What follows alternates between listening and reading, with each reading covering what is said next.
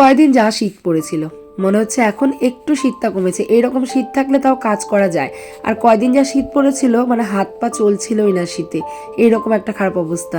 প্রথম প্রথম আমি তো ভেবেছিলাম হয়তো আমারই শীতটা বেশি লাগছে, আর অন্য কারোর হয়তো এতটাও শীত লাগছে না। কিন্তু যখন সবার মুখে মুখে শুনলাম যে এরকম শীত নাকি বহু বছর মানে বহু বছর আগে এরকম শীত একবার পড়েছিল, আর এই বছর নাকি এরকম শীত পড়লো, তবে এইরকম শীত নাকি বছরের পর বছর অনেক বছরই পড়ে না, তখন আমি রিয়েলাইজ করলাম যে না, তবে আমি ঠিক যে শুধু যে শীতটা আমার লাগছে সেটা নয়, শীতটা সবারই লাগছে। সো হ্যালো এভরিওয়ান, সকলকে গুড মর্নিং। কেমন আছো সকলে? আশা করছি অনেক ভালো আছো, অনেক সুস্থ আছো। আমরাও বেশ ভালোই আছি। কোনো রকম মানে এই শীতটা কমেছে আর ঠান্ডা লেগে গেছে। মানে ওয়েদার তো মানে যখন তখন চেঞ্জ হচ্ছে। মানে এই দুদিন আগে এত ঠান্ডা, আবার এখন একটুখানি কম। মানে খুব ঠান্ডা লেগেছে, মানে গলা ব্যথা বা অন্যান্য কিছু নেই, তবে নাকে প্রচণ্ড পরিমাণে সর্দি লেগে গেছে।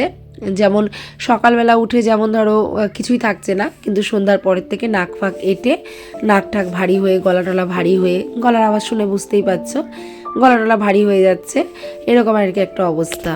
তো যাই হোক, ঈশানের আজকে সকালে পড়া ছিল, ও চলে গেছে। ওকে ঘুম থেকে তুলে দিয়েছি 6টা 10 নাগাদ। ও বাইরের সমস্ত হাত মুখ ধুয়ে সমস্ত কিছু করে ড্রেস ট্রেস পরে ওকে দুধ আর প্রোটিন এক্স করে দিলাম। ও সেটা খেয়ে পড়তে বেরিয়ে গেছে, আর আমি এক এক করে কিন্তু বাসি কাজকর্মগুলো সেরে নিয়েছি। সেরে এখন দেখো চা করছি, আর আজকে একদম কড়া করে দুধ চা করলাম। একটু আদা আর একটু তেজপাতাও দিয়ে দিয়েছিলাম, কারণ কালকের কিছু বাসি রুটি ছিল। কালকে রাত্রবেলা কেউ রুটি তেমনভাবে খায়নি, ওই যে রোল বানিয়েছিলাম, তো একটা করে রোল খেয়েই সবার নাকি পেট ভরে গেছিলো, আর রোলটা নাকি কি টেস্টি হয়েছিল, ওদের খুব ভালো লেগেছিল। যাই হোক, রোলটা খাওয়ার জন্য ওরা আর রুটিটা খায়নি, রুটিগুলো সবই পড়েছিল। সেই রুটিগুলো আর কি সকালবেলা চা দিয়ে খেতে হবে। আমারও দেখলাম একটু একটু খিদে পেলো, কারণ কালকে সারাদিন আমি মানে সারা রাত্রবেলা আর কি তেমনভাবে আমিও কিছু খাইনি, তো আমারও খিদে খিদে পাচ্ছিল। দেখলাম অনেকগুলো রুটিও আছে, তাহলে 1 কাপ চা আমি বেশি করি। আর দুধ চা তো বরাবর আমার প্রিয়, খুবই প্রিয়।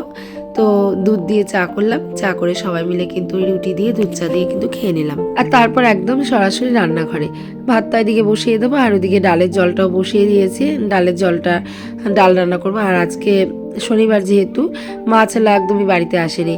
অনেকক্ষণ ধরে সকাল থেকে ভাবছিলাম যে মাছ আসবে মাছ আসবে, মাছালা আর আসেনি। কি করব, তারপরে তোমার সোয়াবিন এনে ভিজিয়ে রেখেছিলাম, আর এদিকে ডাল ভাত, এগুলো তো আমাদের সকালবার একদম মানে সকালবেলার মাস্ট, এই দুটো হবেই।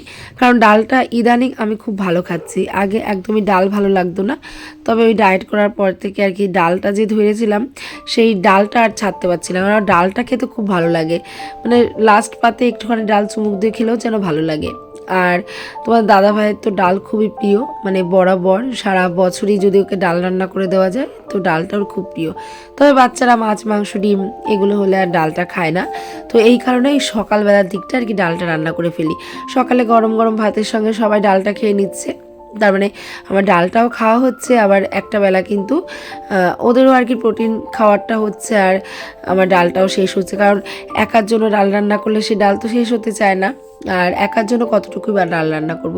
তো প্রত্যেক দিন কিন্তু আমাদের 100 গ্রামের উপরে ডাল রান্না করা হয়। এবার শাশুড়ি মাও ডালটা অতটা আর কি পছন্দ করে না, তবে আমার ডালটা এখন বেশ ভালো লাগে। যাই হোক, এই জন্য সকালবেলা কী করে একটু ডালটা বসিয়ে দিই, আর সকালে ডালটা হয়ে গেলে সবাইকে ডাল একটা ভাজাভুজি দিয়ে ভাত দিলে কিন্তু ওরা সকালে খেয়ে নেয়।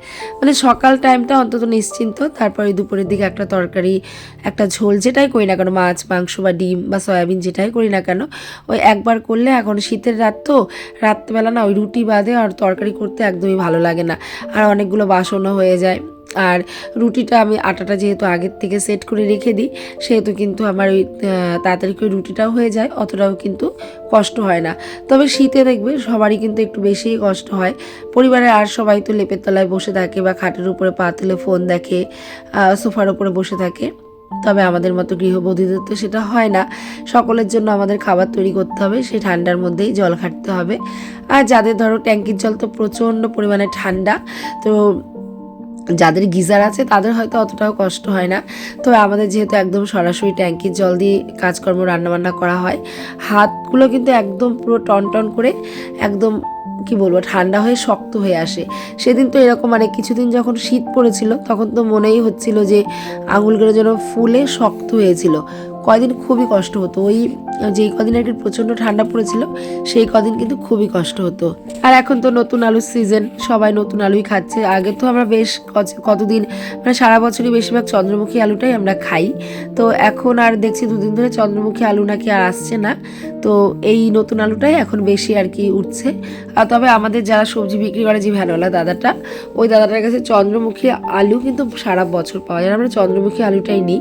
আর নতুন আলুটা বলো থেকে গরম গরম ভালো লাগে, ঠান্ডা হয়ে গেলে আর ভালো লাগে না, কেমন শক্ত টাইপের হয়ে যায়। তো এই কারণে আমি নতুন আলুটা খুবই কম কিনি। তবে এবছর মানে এই কদিন হলো দেখছি নতুন আলু শুধু আনছে আর চন্দ্রমুখীটা আনছে না। আর নতুন আলুর গায়ে দেখবে অনেক বালি থাকে। তো সেই বালিগুলো যদি ভালো করে ধুয়ে না রাখা যায়, যে কোনো সবজি বলো যাই বলো, যেই ঝুড়িটাতেও আলু রাখা হয় সেই ঝুড়িটাও পুরো একদম বালি বালি হয়ে যায়। তো এই কারণে নতুন আলুটা ঘরে আনলে আমি সবসময় এরকম ধুয়ে ভালো করে রোদে শুকিয়ে তারপরে কিন্তু ঝুড়িতে তুলে রাখি।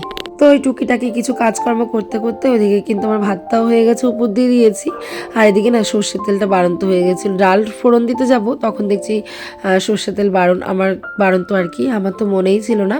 তো ঘরে একটা প্যাকেট আনা ছিল, ওটাকে রিফিল করে নিলাম, মানে জায়গায় ভরে নিলাম। আর আজকে একদম মানে যেহেতু মনে ছিল না সেহেতু কিন্তু সর্ষের তেলের আর কি বোতলটা আজকে আর ধোয়া হলো না। তো অন্যান্য দিন আমি কি করি, তেল শেষ হওয়ার সঙ্গে সঙ্গেই কিন্তু তেলের বোতলটা ধুয়ে শুকিয়ে তারপর সেই বোতলে কিন্তু আমি তেল ঢালি। তবে আজকে আর সেটা হলো না, যেহেতু একদম মানে যখন ডাল ফোড়ন দিতে যাব তখন আমি দেখলাম যে ওই তেলের কৌটোটা আর কি খালি। তো এই কারণে আজকে আর ধোয়া হলো না, ওরকমভাবে তেলটা রিফিল করে নিলাম। তবে এর পরবর্তীতে যখন আবার তেলটা আর কি শেষ হবে তখন আমি আবার একদম বোতলটা ধুয়ে কিন্তু পরিষ্কার করে নেব। আর এমনি তো ঘরে কাজ হচ্ছে, সিমেন্ট বালিতে সমস্ত কিছু ধুলো ধুলো বালি বালি হয়ে গেছে। তো এই কারণে আমার এবার আর কোনো আফসোস লাগছে না, তার কারণ ঘরের কাজ হয়ে গেলে আর 10-12 দিনের হয়তো কাজ আছে জানি না, তবে হয়ে গেলে তারপরে সমস্ত কিছু ধুয়ে মুছে আবার কিন্তু আমাকে পরিষ্কার করে নিতে হবে। আজকে ওই সিম দিয়ে ডাল করেছিলাম। আর শীতকাল মানেই তো সবজির বাহার, দেখবে এইসব সবজিগুলো না শীতকালেই পাওয়া যায়, তাছাড়া কিন্তু এইসব সবজিগুলো পাওয়া যায় না। তো এই কারণে আর ডালটাও টমেটো দিয়ে রান্না করতাম, যেহেতু আমার শাশুড়িমার আঙুলে একটু ব্যথা পেয়েছে, ওখানে আর কি একটু কেটে গেছে। তো টক খেয়ে খেয়ে ওই জায়গাটা কিন্তু একটু পেকে যাচ্ছিলো, তা 2 দিন ধরে হয়েছে, একটুখানি সেরেছে। তো উনিই বললেন যে সিম দিয়ে ডাল করো আজকে। তো টমেটো আর ডালে না দিয়ে সিম দিয়ে ডাল করলাম। আর এদিকে দেখো বিট গাজর যে কালকে রাত্রেবেলা ভেজে রেখেছিলাম সেগুলোও কিন্তু এখন ভাজা বসিয়ে দিয়েছি।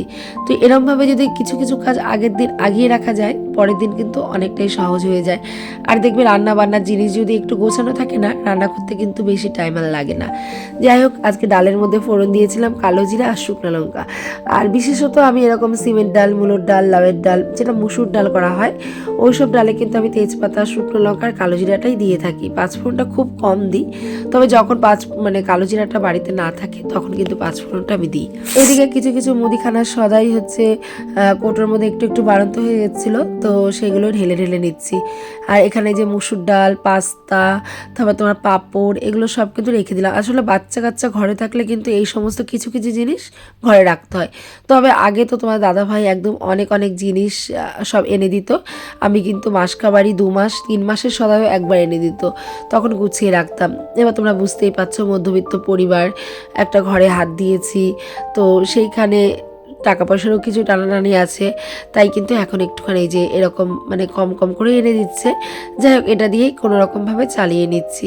মধ্যবিত্ত পরিবারে অনেক বুদ্ধি করে চলতে হয় জানো তো, কারণ বুদ্ধি করে আর একটু ক্যাপাসিটি করে না চললে কিন্তু আমাদের খুবই সমস্যায় পড়তে হয়। তো এই কারণে আমাদের আর কি এরকম কোনো একটা কাজ ধরলে কিন্তু সব দিক থেকে একটু চাপিয়ে সেই কাজটা উদ্ধার করার চেষ্টা করি। তো এইভাবে চলেই কিন্তু আজকে এতদূর মানে এইটুকু রাস্তা পেরোতে পেরেছি।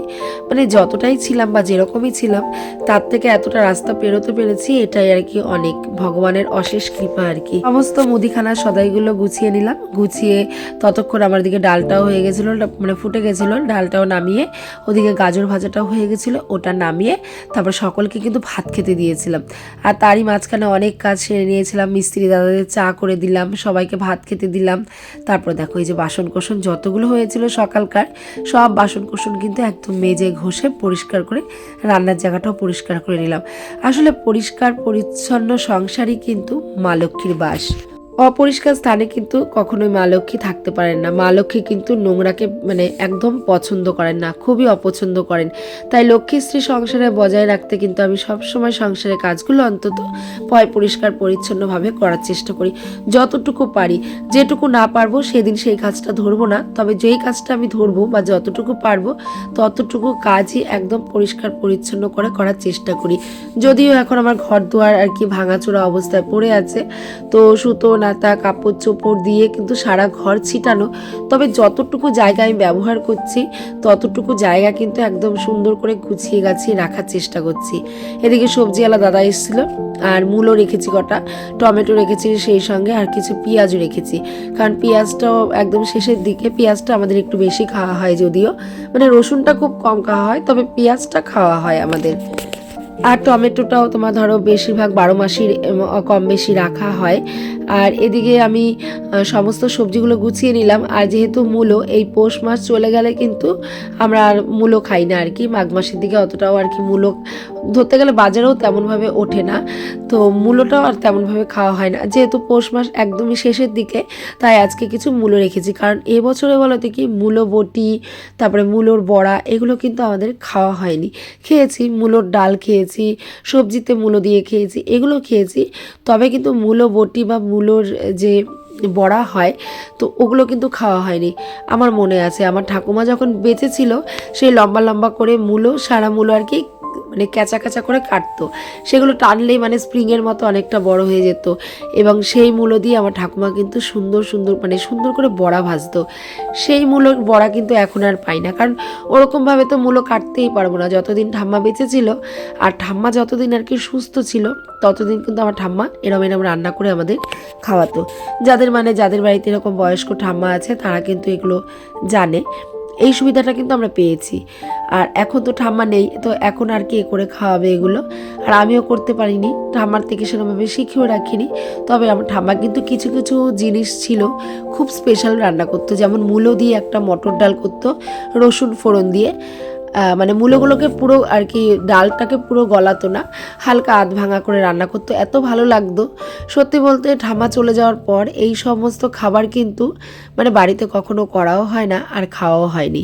যাই হোক, ঘরের সমস্ত কাজ পরিষ্কারভাবে গুছিয়ে নিলাম। আর কিছু লেবু রেখেছিল, শাশুড়ি মাকে কয়েকটা লেবু দিয়ে দিলাম, আর আমাদের ঘরে কয়েকটা লেবু কিন্তু ধুয়ে ঝুড়িতে রেখে দিলাম। এগুলো রেখে দিলাম আর কি, যখন খাবে কেটে কুটে খেয়ে নিতে পারবে। আর শাশুড়ি মায়েরটা আলাদা দিয়ে দিয়েছি, তার কারণ হলো শাশুড়ি মার যখন মন যাবে তখন খেতে পারবে। ধরো শাশুড়িমার এখন খেতে ইচ্ছা করলো, আমরা হয়তো এখন কেটে দিচ্ছি না বা দিতে পারছি না, তো এই কারণে কি করি, যা ফল বিস্কিট এগুলো সব শাশুড়িমার ঘরে আমি আলাদা দিয়ে দিই, ওনারটা উনি যখন খুশি তখন নিয়ে খায়, আর আমাদেরটা কিন্তু আলাদা করে রেখে দিই, কারণ আমাদের ঘরে বাচ্চা আছে, ওরা যখন ইচ্ছা তখন খায়। সমস্ত কাজকর্ম করতে করতে দুপুরের জন্য একটু সয়াবিন রান্না করে নিয়েছিলাম আজকে, মানে এত ভালো লেগেছিল আজকে সয়াবিনটা অনেক দিন বাদে। জানো তো তোমার দাদাভাই না আগে সয়াবিনটা খুব একটা ভালোবাসতো না, খেতই না, পাতেই নিত না, তবে এখন ওই সবার সঙ্গে খেতে খেতে কিন্তু ও খায়। যদিও সয়াবিনটা আমাদের বাড়িতে খুব একটা বেশি হয় না, আগে হতো মাঝে মাঝে, আর এখন তো খুব একটা বেশি হয়ই না, তো মাঝে মাঝে রান্না করা হয়, তো খেতে কিন্তু বেশ ভালোই লাগে। সয়াবিনটা নামিয়ে ধুয়ে তারপরে এই যে ভালো করে গ্যাস ট্যাস মুছে আমি কিন্তু স্নানটাও করে নিয়েছিলাম। আর আমার এরকমই একটা অভ্যাস হয়ে গেছে, মানে যতবার রান্না বান্না করি ততবারই কিন্তু এরকম গ্যাসটা মুছে পরিষ্কার করে ধুয়ে দিই। আসলে তোমরা দেখবে সংসারে যে কোনো জিনিস, খাবার টেবিল বলো, গ্যাস বলো, মানে যখন একটু হালকা মানে নোংরা পড়লো সঙ্গে সঙ্গে যদি মুছে দেওয়া যায়, তাহলে দেখবে পরবর্তীতে অনেকটা খাটনিও কমে যায়, আর জিনিসটাও কিন্তু সবসময় পরিষ্কার থাকে। ছোটোবেলার থেকে কিন্তু মেয়েরা মাকে দেখেই বড় হয়, মা কেমনভাবে কাজ করছে, মা কোন কাজটা মানে কিভাবে করছে, এইরকম কি সব কিছু ফলো করেই কিন্তু মেয়েরা বড় হয়। তো আমার মাকেও কিন্তু আমরা সবসময় দেখেছি, আমার মা কিন্তু ভীষণ টিপটাপ, ভীষণ ফিটফাট। আমার মা যদি কাঠ দিয়ে 100 লোকের রান্নাও করে, আমার মায়ের হাতে কিন্তু একটুও কালি লাগে না। আমার মা আর কি এতটাই পরিষ্কার। যদিও মার সমতুল্য হতে পারিনি, বা কখনো এটা সম্ভবও নয় যে মায়ের সমতুল্য হব, তবে চেষ্টা করি মায়ের মতো করে সুন্দর করে সংসারের কাজগুলোকে গুছিয়ে রাখার, আর সুন্দর করে তেমনভাবে করার আর কি চেষ্টা করি, যতটা পারি আর কি মায়ের মতো করার, ঠিক ততটাই করার চেষ্টা করি। মা সবসময় বলেন যে সংসারের কাজ যতটুকু পারবি পরিষ্কারভাবে করবি, আর পরিষ্কারভাবে করলেই কিন্তু সংসারের লক্ষ্মীশ্রী বজায় থাকে, লক্ষ্মীপূর্ণ সংসার হয়ে ওঠে। নোংরা সংসারে কিন্তু কখনোই আয় উন্নতি হয় না। সংসারকে যতটা পারবি, সংসারে কাজকর্মগুলো যতটা পারবি ততটাই পরিষ্কারভাবে করবি, দেখবি সংসারও যতটা উন্নতি হবে আর নিজের মনের দিক থেকেও কিন্তু ঠিক ততটাই তুই একদম পরিষ্কার থাকতে পারবি। তো মায়ের কথাগুলো আর মায়ের কাজগুলো দেখেই আজকে এখানে আসতে পেরেছি। জানি না কতটা আয় উন্নতি করতে পেরেছি, তবে তোমাদের আশীর্বাদে, ভগবানের আশীর্বাদে মোটামুটি ঠিকঠাক আছি, এটাই। তো এখন রাত হয়ে গেছে, ওদিকে অন্বেষার বায়না আতপ চালের ফেনা ভাত খাবে আজকে, আর নতুন আলু ভালো করে শুকনো লঙ্কা মেখে সেদ্ধ আর কি, শুকনো লঙ্কা দিয়ে সেদ্ধ মেখে আলু সেদ্ধ দিয়ে আতপ চালের ফেনা ভাত খাবে। ওর এটা বায়না আজকে, আর জি যেটা বলা যেতে পারে, যেহেতু ও প্রত্যেক দিনই ধরো পড়তে চলে যায়, আর এই শনিবারটা ও আর কি একটু ফ্রি থাকে, আর সেদিন টুকটাক মনের মতো খাবার দাবার খায় আর কি। তো এই কারণে ওর জন্য আতপ চালে, ওর জন্য না মানে সবার জন্য আতপ চালের ফেনা ভাতটা বসিয়ে দিয়ে এদিকে মূলোটা দেখো মেশিন দিয়ে কুড়িয়ে রেখে দিলাম। আর এই কাজগুলো ওই যে বললাম না, কিছু কিছু কাজ কিন্তু আমি এরকমভাবে করে রাখি পরের দিনটা খুব সহজ হওয়ার জন্য। এমনিতেই ছোটো দিনের বেলা কাজ করে এগোতে পারি না। আর এদিকে ওই যে 1 কিলো পেঁয়াজ নিয়েছিলাম, পেঁয়াজের খোসাগুলো ছাড়িয়ে দিলাম।